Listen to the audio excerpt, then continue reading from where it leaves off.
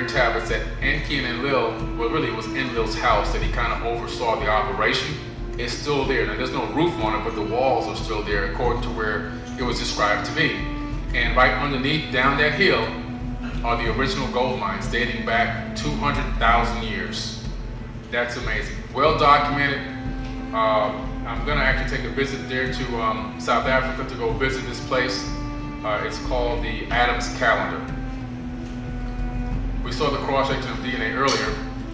Now we're going to look at another part that's important to the Merkabah. The Merkabah operated in a couple of ways. One way, it's a vehicle light of ascension, a capability for a person to literally travel in their light body. Another aspect of the Merkabah, it allows you to go through portals. Real portals that you could take your physical body through. But there's a catch. You have to be at a resonant frequency, and you need technology to aid that frequency in order to walk through these portals. The frequency of your body was almost like a key, and the only way to activate that key was you had to have an Ankh and a Jet pillar, and you had to have a combination of the two. One thing that a lot of people don't realize is when you see the Jet pillar or you see the Ankh, I have one on my wall in my office at home and everything else, the average person was just using the Ankh for decoration. It was something nice to look at. The theory of it, the concept of it was called the womb and everything else and life. But that was the best they could do. The elite of the elite had the real Ankhs, the ones that had power, the ones that had a specific resonant frequency that had the capability of changing the resonant frequency of the atoms in a person's body of that owner. And every Ankh was attuned to the owner who held it. I couldn't give you mine and say, okay, you can go do what I can do. You can walk through this portal. It wouldn't work for you. The door would be closed. Okay? So every Ankh was tuned specifically into a specific frequency of the owner that actually had it. This is what we've been tricked into thinking Ankh. I got an Ankh. It's cool, you know. Power, you know what I'm saying? Yeah, Africa. It's deeper than that. Just like the Jews don't know about the Star of David being deeper than that. It's much deeper than that. So, you know, the Ankh itself represents the Kemetic womb of mankind, which is really kind of even an aspiration or an archetype of the flower of life. But you can see here the women's, you know, obviously the vaginal canal, the ovaries. And if the baby was in there, you get the shape, the oval shape at the top. That's the standard understanding of the Ankh. Okay, pretty standard understanding of the Ankh, and that's true. But it was multifunctional.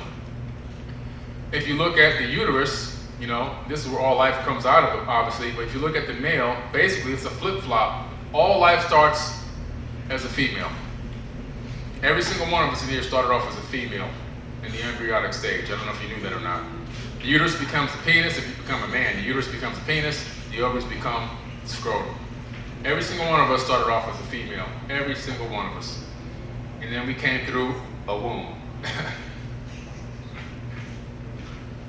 Let's look at some of the technology here. So this one here, on the far top right, which is probably your left, is in the crypt, underground crypt at the Temple of Dendera. I went down in that crypt. So whoever comes to me at the end of May, we'll go down in that crypt together. It's only about this wide, so you can't even extend your arms out. And it's these two gigantic granite slabs that go all the way down about maybe 60 feet. And they're heavily, heavily magnetized, because as soon as you turn your phone on, your screen starts to wobble. It affects the video camera in your phone or your camera. And but you can see here that they've got, this is what's down there. All different types of technologies inscribed in that wall. And to get down there, you have to pay the pyramid priest, you know, the temple priest, a little bit of extra cash and give a little money to the security guard too. Or they won't let you down there. But you can get down there. And this, yeah, it's all about the capitalists. You know? But this jet pillar, this is a wireless light bulb. So this light bulb is connected to this jet pillar, which is picking up, it's almost like a Tesla coil, picking up oscillations of electricity coming from a wireless source. This is why when you go inside the tombs, okay, when you go inside these tombs, there's no soot on the ceilings. The only soot that exists on the ceilings in any of these tombs, in any of these different temples, is soot because of the Coptic Christians that were hiding out during a wartime, an overthrow situation, and they were cooking in there out of pots. And some of these old makeshift stoves are still in some of these places. Other than that, just the raw architecture itself, there's no soot. Why? They didn't have to use flames. They didn't use torches. That's why. They used light bulbs. Okay, they used light bulbs. That's what they used. And these, this inscription, these glyphs, are actually all over Egypt in various different places. But the best ones are in that crypt. Now you're looking at the Jed pillar here. It's really a technological device. You have the magnet at the top, the large induction coils, the copper wingdings, the bar magnet. This is technology. And they would attune this to the elite of the elite only, would have these attuned to their own frequency, atomic frequencies. It was also not just in Egypt. You can see Pakistan as well has depictions of the Jed pillar. What's the rod? The rod. What is that rod? That's the last scepter. That's a scepter. They work kind of hand in hand together, and you can actually wield or control the power and energy as well with that. So this is Nikola Tesla's electric oscillator and an Egyptian ankh. He literally was basically, downloading this information, rediscovering the information, whatever you want to call it. But it's really amazing to see the correlation between the two. And that's when I got the idea and concept that the Egyptian ankh was probably an electric oscillator. This is amazing, amazing stuff. Amazing. So I might read it from this way because this is too tiny. Nikola Tesla rediscovered the power of the Jed pillar ankh. These oscillators are expressly intended to operate on direct and alternating lightning circuits and to generate damped and undamped oscillations or currents of any frequency, volume, and tension within the widest limits. They are compact, self-contained, and require no care for long periods of time and will be found very convenient and useful for various purposes as wireless telegraphy and telephony, conversation of electrical energy, formation of chemical compounds through fusion and combination of synthesis of gases, manufacture of ozone, lighting, welding, municipal, hospital, and domestic sanitation and sterilization, and numerous other applications in scientific laboratories and industrial institutions. While these transformers have never been described before, the general principles underlying them were fully set forth in Tesla's published articles and patents, more particularly those of September 22nd, 1896, and it is thought, therefore, that the appended photographs of a few types, together with a short explanation, will convey all information. Convey all the information that is desired. The essential parts of such an oscillator are a condenser, self-induction coil for charging the same to a high potential, a circuit controller, a transformer which energized by the oscillatory discharges of the condenser. There are at least 3, but usually 4, 5, or 6 circuits in tune, and regulation is effected in several ways, most frequently merely by means of adjusting the screw. Under favorable conditions, an efficiency as high as 85% is attainable. That is to say that the percentage of the energy supplied can be recovered in the secondary of the transformer, while the chief virtue of its kind of apparatus is obviously due to the wonderful powers of the condenser. Special qualities will result from the concatenation of circuits under observance of accurate harmonic relations and minimization of frictional and other losses, which was one of the principal objects of the design. Boy, Tesla put a mouthful there, didn't he? Goodness. Basically, if there's an electrician in here, which I think there is, you understand what this stuff is talking about. It's talking about controlling the frequencies and powers and controlling the input and output of energy, okay? And this is why it's important that it's inside the Jed pillar ankh. So it's inside the ankh, and it has this capability of controlling this. It's like holding on to a key before you walk through an actual portal. And only the elite of the elite of the elite had access to these portals. The Jed is a symbol. The Jed symbol is also sometimes viewed as a pillar supporting the sky. The Jed symbol is also used in a ceremony called raising the Jed. This ceremony is meant to represent Osiris' triumph over Set.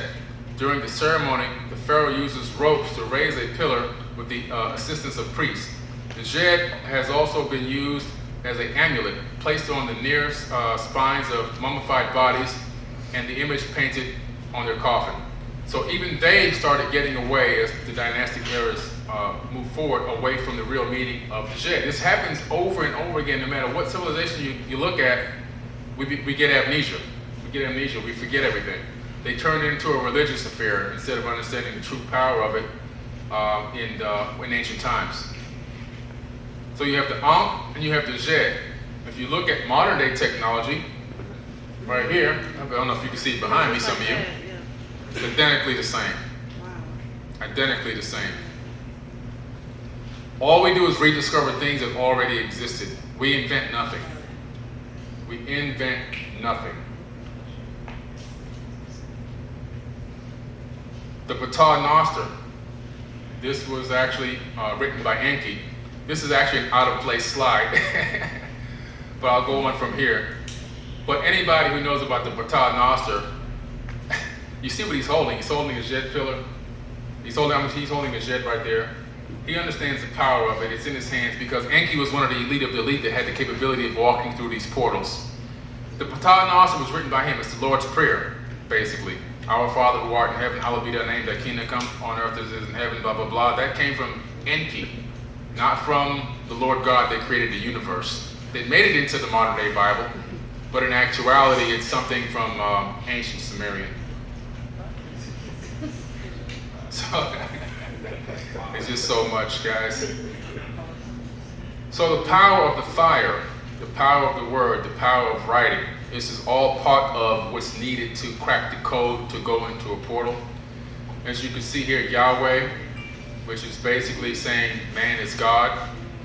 The way the letters are written, it builds the body of a man. Again, saying that you are God, Yahweh, you are Yahweh, we are Yahweh, we are God, the Creator is in us, we are the Creator. And this understanding of the power of these letters and the way that they're written is also part of cracking the code to allow a person to access higher realms and dimensions of consciousness. A lot of people have heard about this before, the 666. And they get scared right away because we've been programmed to get scared of 666. Oh my God, it's demonic. The Bible says it's the number of a man. Yeah, it's the number of a man, all right. Us. Human avatar bodies are pretty much built of a lattice of carbon-12 isotope, which is built from 6 protons, 6 electrons, and 6 neutrons. The isotope of carbon accounts for 99% of all atoms, all forms of carbon, I'm sorry. It is the isotope of carbon, which of 12 consists of 6 electrons, 6 protons, and 6 neutrons, 666. After oxygen, the most abundant element in the human body is carbon-12. We are 666. 666 is the number of a man, us. It has nothing to do with demonic powers and entities and people needing to get exorcisms and all this other kind of crazy stuff.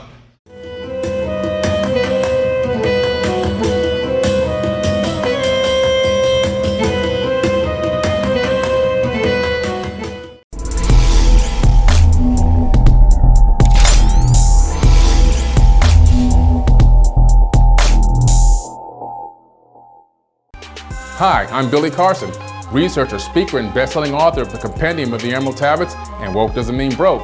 I'm inviting you to join me on forbiddenknowledge.tv to enjoy hours of great programming, learn the secrets of ancient Egypt, unexplained structures on the moon and Mars, financial literacy, holistic and healthy lifestyles. Go now to forbiddenknowledge.tv and get 3 days free. While there, you can enter to win a Rolls Royce. That's forbiddenknowledge.tv.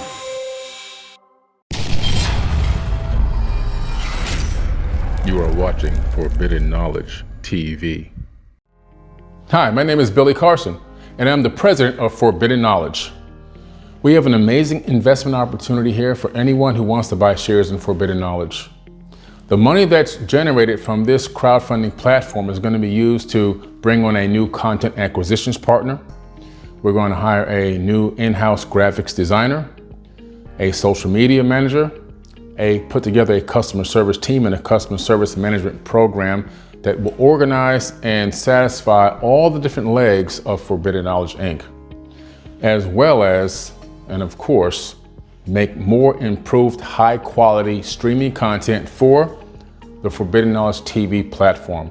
which right now is featured on Apple TV, Roku, Amazon Fire TV, iOS and Android apps, and also, of course, the web. The streaming platform is a year old right now and doing very, very well.